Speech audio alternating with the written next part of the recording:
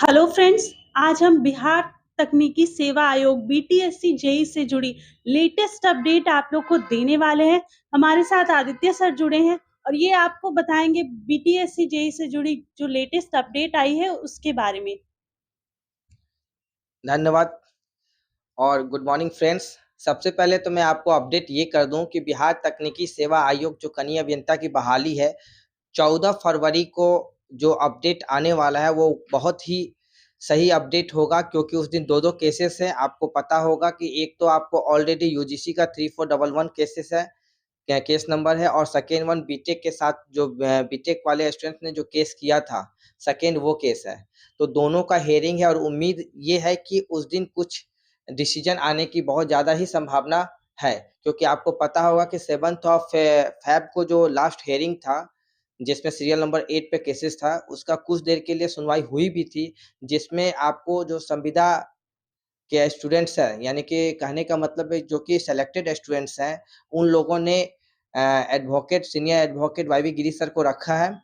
आप लोगों ने देखा भी होगा जो लाइव जो बहस हो रही थी उसमें साफ दिखाया, मतलब देखा जा रहा था कि वाईवी गिरी सर भी वहाँ प्रेजेंट है। तो और आपको ये भी पता है कि जो अगला जो 14 फेब को जो होगा, ठीक है, वो काफ़ी अहम दिन है, क्योंकि ऑलमोस्ट जितने भी पेपर्स या डॉक्यूमेंटेशंस जो अटैच करने थे यूजीसी के तरफ से या गवर्नमेंट के तरफ से, वो सभी डॉक्यूमेंटेशन वहाँ पर फाइल कर दिया गया है, काउंटर दे दिया जा चुका है। यानी कि 14 तारीख को बयंती सर के द्वारा कुछ डिसीजन देने की बहुत ज़्यादा ही संभावना है। ऐसे केसेस में अब ये है कि स्टूडेंट्स का कहना है कि क्या-क्या पॉसिबिलिटी है, क्योंकि काफ़ी स्टूडेंट्स हैं जिनका ऑलरेडी रिजल्ट आ चुका है, वो कन्फ्यूज़न में है कि आने वाले समय में क्या होगा, 14 फरवरी को अगर उनके फ़ेवर में आता है या नहीं आता है।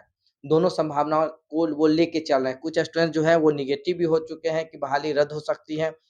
लेकिन मैं आपको एक चीज़ अपडेट कर दूँ कि बहाली रद्द होने की पॉसिबिलिटी एकदम नहीं के बराबर है, क्योंकि बहाली क्लियर होगा ये 100% कन्फर्म आप लेके चलिए, क्योंकि इसमें गवर्नमेंट का क्योंकि ऑलरेडी 4 साल हो चुका है। अगर बहाली रद्द होती है तो गवर्नमेंट पे काफ़ी आक्रोश बच्चों का होगा, क्योंकि फिर से बहाली निकालना, फिर उसका एग्ज़ाम लेना एक लंबी प्रक्रिया से गुज़रनी पड़ेगी और ऑलरेडी रिज़ल्ट भी जारी हो चुका है।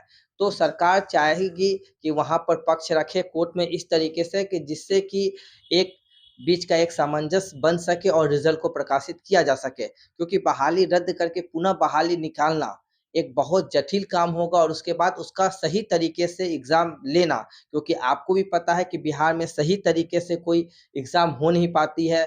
समय-समय पर कभी पेपर लीक होता है, कभी आपको ऑनलाइन जो सेंटर्स होते हैं वहाँ भी देखने को मिलता है कि हैकिंग हो गई है। ऐसी बहुत सारी केसेस देखने को मिलती है। ऐसे केसेस में जो है अगर सही तरीके से एग्ज़ाम सरकार करा पाएगी वो भी बहुत टफ काम है।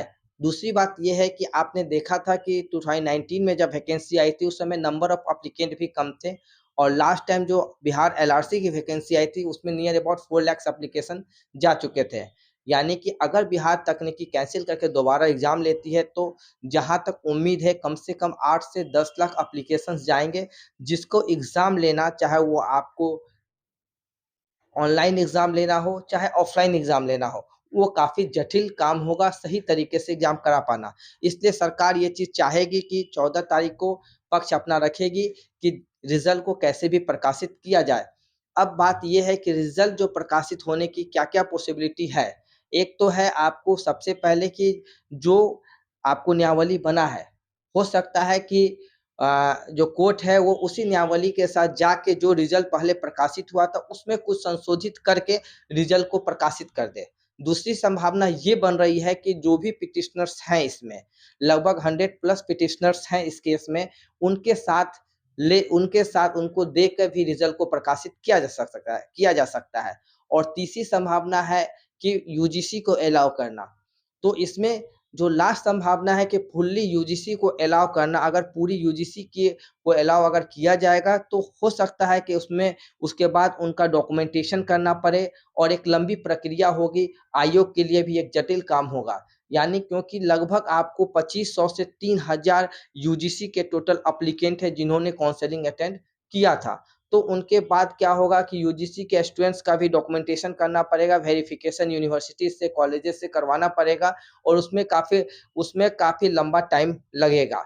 ऐसे केसेस में आपको ये चीज़ देखने को मिलेगा कि 14 तारीख को क्या पॉइंट नंबर 1 क्या जो नियमावली पहले बनी थी उसी नियमावली के अनुसार रिजल्ट को प्रकाशित कर दिया जाता है, या फिर पिटिशनर को लेके रिजल्ट को जारी किया जाता है, या नियमावली में संशोधन करके पुनः रिजल्ट को प्रकाशित किया जाएगा, या बहाली रद्द की जाएगी। इन चारों में से क्या होता है, लेकिन सबसे ज़्यादा संभावना ये व्यक्त की जा रही है कि आपको जो नियमावली पहले थी उसी नियमावली के अनुसार रिजल्ट को प्रकाशित करने का कोशिश सरकार अपने स्तर से करेगी।